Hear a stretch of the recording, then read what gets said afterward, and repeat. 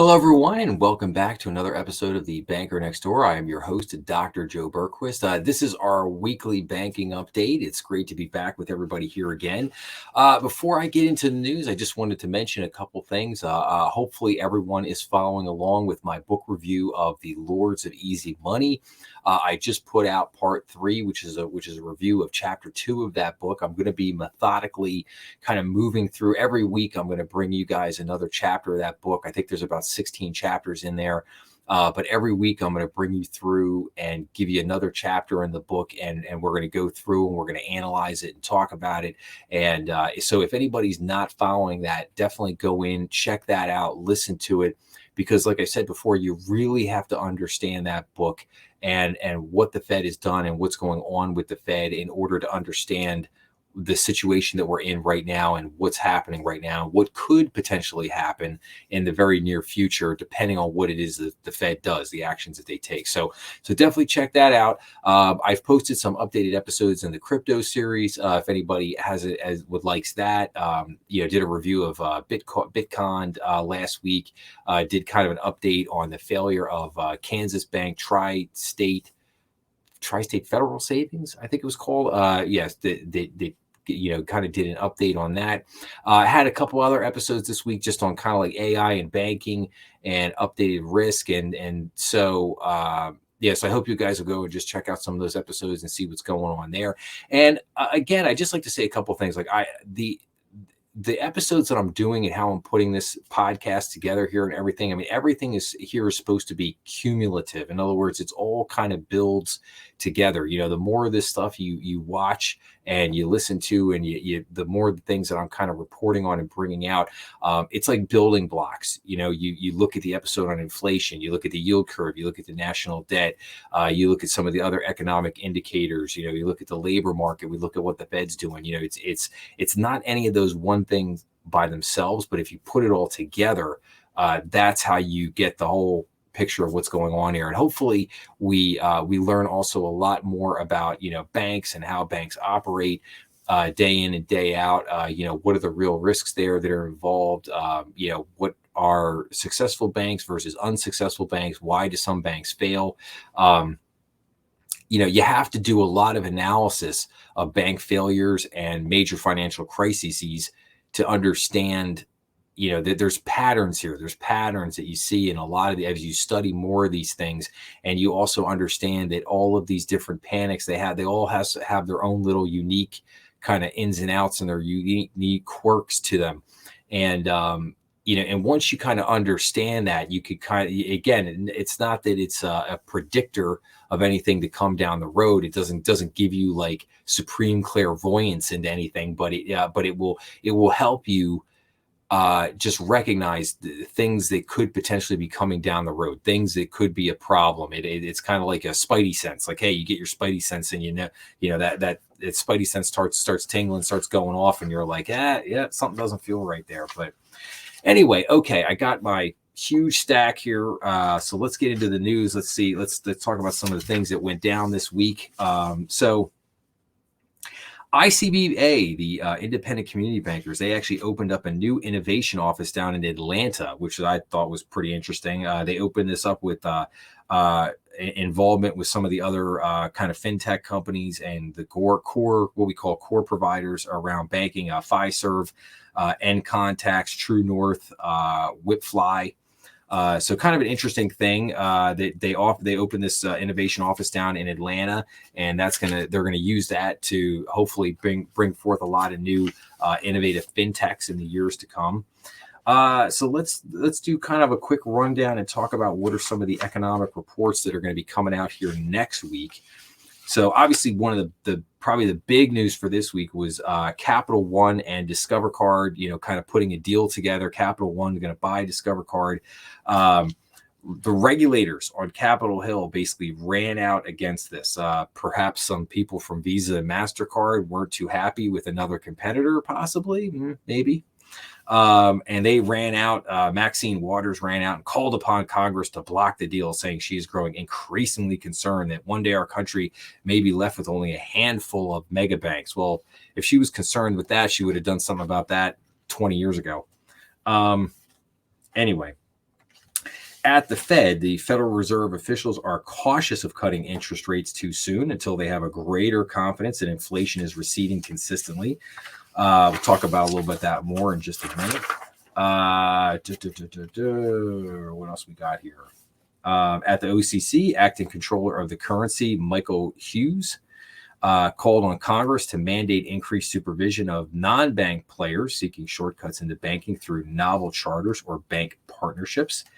Fintechs have increasingly encroached on the banking space through bank-like charters or bank partnerships to seek such benefits as cheaper funding and access to a Fed master account, but avoid burdens like heightened regulatory requirements and supervisory expectations. So let's see what happens with that. Okay, so what are some of the things that lovely economic indicators that we have to look forward to next week? So we have on Monday, we have building permits and new home sales. We also have the 5-year Treasury note auction. On Tuesday, we have the CB consumer confidence, and we have the 7-year Treasury auction. On Wednesday, we get the GDP numbers. On Thursday, we get the continuing jobless claims. We also get the core PCE price index, which is the Federal Reserve's favorite gauge for inflation. We'll see if that comes in a little bit hotter than expected, just like the CPI and the PPI did not this week, but the week before. We get initial jobless claims. We have pending home sales. And then on Friday, we get the Michigan consumer sentiment. So a lot of real estate and home building indicators coming out. Like I said, we've got some GDP and the CPE coming out. So like I said, some good economic numbers. On a side note, I can't wait to see what this GDP, the GDP to me, just like the jobs report, has just been utterly absurd and ridiculous. If you saw the episode that I did on the January jobs report, you'll understand what I'm talking about. But I just think that the GDP report has been equally absurd. I mean, I can't wait to see what they come out with. They're going to say like, oh, we grew. It's amazing. The fourth quarter last year, we grew by 7%. It's just like, yeah, okay, sure. Okay. Anyway, returning back to that's my diatribe. Okay. Returning back to the news here. So, as I said before, Capital One and Discover Financial Services, they signed a deal under which Capital One will acquire Discover in an all-stock transaction valued at $35.3 billion. Under the terms of the deal, Discover shareholders will receive 1.0192 Capital One shares for each Discover share, a 26.6% premium based on Discover's closing price of $110. On February 16th. At completion, Capital One shareholders will own approximately 60%, and Discover shareholders will own approximately 40% of the combined company. The deal is expected to close in late 2024 or early 2025, but we'll see amongst the regulators. We'll see what they do. Truist Financial Corp, they reached an agreement to sell its remaining stake in its insurance business, Truist Insurance Holdings, to an investor group led by Clayton, Dubilier and Rice LLC and Stone Point Capital LLC in an all-cash transaction. So it looks like they are trying to get out of the insurance business to a certain extent. This is kind of interesting. Morgan Stanley's former head of loan trading in Frankfurt, Germany, alleged that the company gave him a token title solely to meet post-Brexit regulatory requirements in Europe, and that he was told by an executive early on that his title only existed on paper, the Financial Times reported, citing 4 people with direct knowledge of the case. It's kind of interesting. New York-based investment advisor Van Eck Associates Corp agreed to pay the SEC a $1.7 million civil penalty to settle charges that it failed to reveal the role of a social influencer in a launch of an exchange-traded funds. That's kind of interesting. So, I guess the moral of the story is check out the social influencer before you hire them. Senate Democrats wrote the CEO of Early Warning Systems, LLC, which is the parent company of peer-to-peer payment network Zelle, Cameron Fowler, a letter asking the company to publicly clarify their reimbursement policy for imposter scams, reimburse customers for additional types of scams, and streamline the process for consumers to report unauthorized transactions, scams, and fraud. So that's interesting. So we'll have to see what happens there with that. The Consumer Financial Protection Bureau's newly updated terms and credit card plan survey revealed that the 25 largest credit card issuers charge customers interest rates of 8 to 10 points higher than small and medium-sized banks and credit unions, which led to $400 to $500 in additional annual interest for the average cardholder. So maybe you want to check your credit cards and see what your interest rates are and see if maybe you can get some better rates from some smaller lenders. Just a thought. Federal bank regulators issued the 2023 Shared National Credit (SNC) report, which showed credit quality remained moderate with large syndicated bank loans. However, regulators noted declining credit quality trends due to the impact of high interest rates on leveraged borrowers and compressed operating margins in some sectors. Okay, bad commercial real estate loans have exceeded loss reserves at the biggest U.S. banks following a rise in late payments linked to offices, shopping centers, and other properties. And as regulators highlight risks in the sector, the Financial Times reported, citing filings to the Federal Deposit Insurance Corp, the average reserves at J.P. Morgan, Bank of America, Wells Fargo, Citigroup, Goldman Sachs, and Morgan Stanley have gone down to 90 cents from $1.60 per dollar of CRE loans that are at least 30 days late, according to the report. In 2023, delinquent CRE debt for the 6 banks nearly tripled to $9.3 billion, the report said. So obviously, yeah, commercial real estate's a problem. And banks, they better up those loan loss reserves because they're going to need it. Here's an interesting one. Citigroup CEO Jane Fraser, her CEO, for her pay was increased 6.1% to $26 million from $24.5 million in 2022. Fraser received a flat base salary of $1.5 million and a total incentive award of $24.5 million, consisting of $3.67 million cash, $8.575 million deferred stock, and $12.25 million preferred share units. In determining Fraser's 2023 pay, the Citi board considered Fraser's strategic decisions, Citi's absolute and relative total shareholders' return, and the company's financial performance in 2023, according to a regulatory filing. The board also considered peer institutions' competitive market levels of pay for CEOs. That's interesting. So you fire 60,000 people and you get a pay increase. Interesting. New York Community Bank Inc.'s troubles largely linked to bad CRE loans, prompting U.S. banking regulators to ask regional lenders whether they faced any fallout from lenders' problems, in a sign of continued worries about the banking sector's health. Reuters reported, citing unnamed sources, agencies including Office of the Comptroller of the Currency, the FDIC, and state banking bodies began making calls the day NYCB announced disappointing earnings and reduced dividends, the report said. That's kind of interesting because I remember the head of the FDIC basically coming out the next day saying that everything was fine and there was nothing to worry about. But apparently that's not what they thought, because they started making calls to other banks going, hey, do you guys have any problems? And if you guys go back to the episode that I did on New York Community Bank a couple of weeks ago, you'll see in that episode I question, is this the catalyst for yet another kind of regional bank crisis on our heels? So we'll see. Here we go. Blockchain company Circle Internet Financial, which created the US dollar-backed USDC, is discontinuing support for the digital currency on the Tron blockchain in a phased transition. Effective immediately, Circle will no longer mint USD on Tron and will just support Circle Mint customers' transfers of USDC to other blockchains through February 2025, according to a press release. I'll have to look into that. That's kind of interesting. U.S. Senator Sherrod Brown urged the Federal Reserve Board to sufficiently penalize Fed officials who engaged in prohibited market trading activity, i.e. insider trading, and establish without delay a process for enforcing the investment and trading policy A program that was formed after two former Fed presidents were found trading securities just before the Fed discussed monetary policy and emergency lending programs in response to the COVID-19 crisis in 2020. Again, I did a whole episode on this about the Fed governors and the insider trading at the Fed. And yeah, I have some pretty strong feelings about that and what should be done there. So go check out that episode if you want more information. So,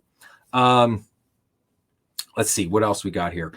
Regions Financial Corp is reducing its headcount so it can invest in risk management technologies as the company grapples with increased expenses related to fraud. The company reported $135 million in fraud-related losses between the second and third quarters of 2023 and expects continued fraud losses above historic levels at about $25 million per quarter. So that's interesting. So they're expecting a lot of fraud there going on. Bank economists expressed cautious optimism about lending growth in 2024, yet expect weak credit conditions for businesses over the next 6 months, American Banker reports. Citing the American Bankers Association's latest credit condition index, which rose to its highest level in nearly 2 years.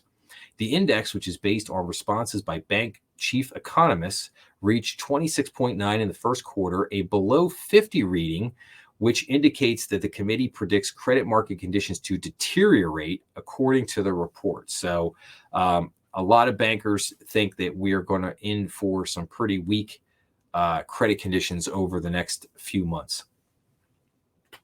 A Montenegro court ruled that the CEO of Singapore-based cryptocurrency firm Terraform Labs, Do Kwon, should be extradited to the U.S. to face trial on fraud charges stemming from the May 2022 collapse of Terra USD stablecoin and Luna token. The Wall Street Journal reported federal prosecutors in New York charged Kwon with 8 counts of fraud in 2023, the report said.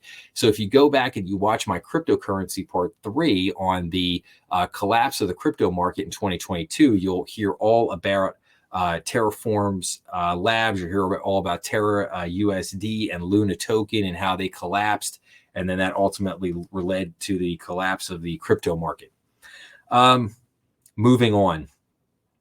Most Fed officials last month expressed concerns over the risks of cutting interest rates too soon compared with keeping them elevated for too long. According to minutes of the January 31st Federal Open Markets Committee meeting released on February 21st, most participants thought it is inappropriate to raise interest rates too soon before incoming data showed that inflation is moving down substantially to 2%.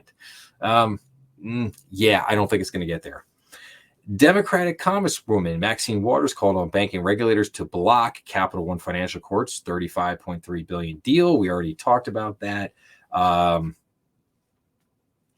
then, yeah, we already talked about this other thing. Let's see here.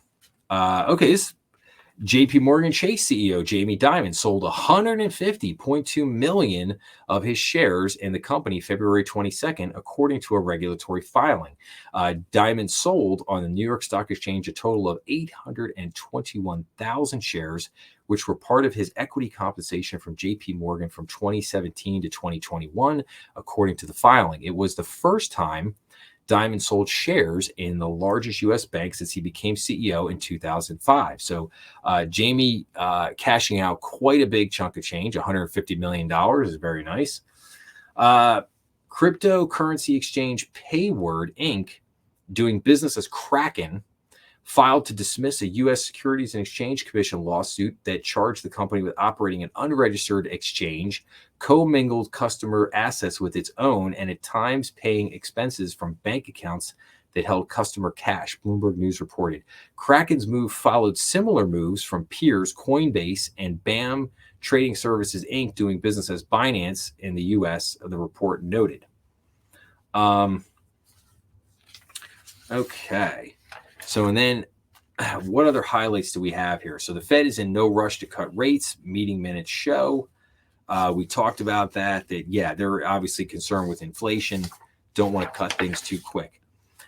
Here's an interesting thing. You know, sometimes you have to look at other indicators that aren't necessarily obvious, but are pretty important. So Home Depot, I always watch Home Depot. Home Depot sees continued headwinds as high interest rates hurt big ticket spending. Home Depot reported fiscal 2023 fourth quarter revenue and profit that exceeded analyst expectations, but sales guidance that disappointed investors. The home improvement retailer projects comparable sales to decline about 1% in fiscal 2024 as customers defer large projects and big ticket purchases in an environment of still high interest rates. So always keep an eye on Home Depot and Lowe's. If you see them starting to go down or have problems, that usually is a great indicator of what's going on with the consumer in the overall market. So just a good tip there. That's a good tip for the week. It's less lucrative now for workers to switch jobs as the labor market settles into a new regime. So overall, a worker who changed jobs in January saw a 7.2% boost in median year-over-year annual pay compared to the 5.2% growth in pay from a worker who stayed in the same job. That gap is now far narrower than in June of 2022, when job changes saw a median year-over-year change in annual pay of 16.4% compared to 7.7% for those who remained in their jobs. So obviously the big the big switchover, a lot of people, what did they say? The great resignation, obviously that has passed. People starting to get probably a little bit more cautious about their jobs. I'll say that. So we could definitely see that people are still getting a little bit of bump, but it's not anywhere what it was like a year or so ago. Here's kind of interesting, just interesting to note. So the deal between Capital One and Discover Card, it's kind of this article here. So Payment Network, digital banking platform, drove Capital One's deal for Discover Card. So basically, the Payment Network was the big motivator there for Capital One to basically get that Discover Card payment network, which basically they said that they could not organically recreate because it would cost them too much money. So that's kind of an interesting thing to look at there. U.S. Bank credit loss provisions soared in 2023 as credit concerns intensified. We kind of talked about that a little bit earlier. Amazon, I thought this is interesting. Amazon to join the Dow Jones Industrial Average, replacing Walgreens. So Amazon is replacing Walgreens in the Dow Jones Industrial Average effective next Monday. S&P said the changes were prompted by Walmart's 3-for-1 stock split, which also takes effect next week and reflect the evolving nature of the American economy. Now, keep in mind, the Dow Jones Industrial Average only has 30 stocks in it, and basically they're supposed to be the biggest stocks out there. So it would certainly make sense that Amazon would be in there. And they're going to replace Walgreens. So just something to note there. NASDAQ CEO takes on financial crime at the World Economic Forum.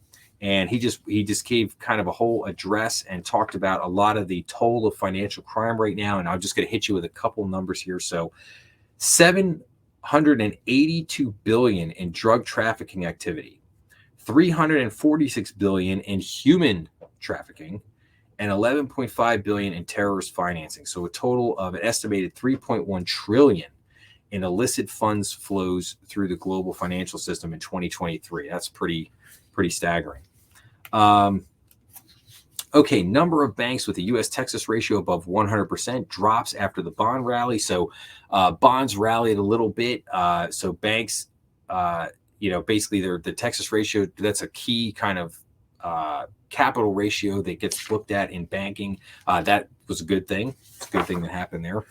OCC pushes for federal supervision of non-bank payments. So they want to get a hold of basically non-banks that operate a lot of the payment systems, kind of like PayPal with Venmo, Block, other things like that. U.S. banks with TCE ratios below 5% dropped to the lowest point in nearly 2 years. U.S. retail sales slipped in January as consumers dialed down spending, something I've talked a lot about. The consumers they're running out of steam. They've maxed out their credit cards. They've maxed out buy now, pay later. All the COVID spending or the COVID savings money that they got is gone. And I would expect retail sales to continue to go down as people run out of gas. Credit card interest rates hit record highs in the U.S., say the CFPB. JP Morgan Chase CEO Jamie Dimon believes inflation will be stickier than people think. That's what I've been saying. Let's see here. I already got that. U.S. Bank's overdraft income rises as CFPB seeks to limit the fees. That's kind of a little ongoing battle there. Block, formerly, what was Block? Why am I drawing a blank here on what Block was before? Anyway, Square, I'm sorry. But yeah, it was Square. Now it's Block. Stupid name. Never really liked it. But Block Inc. is the latest financial technology company joining the competition for direct deposit with banks and other consumer fintechs like SoFi Technologies and Affirm Holdings. Users who have already set up direct deposit with Block's consumer payments application, Cash App, have shown a meaningful step up in engagement, which presents the most direct opportunity for Cash App to drive top-line growth.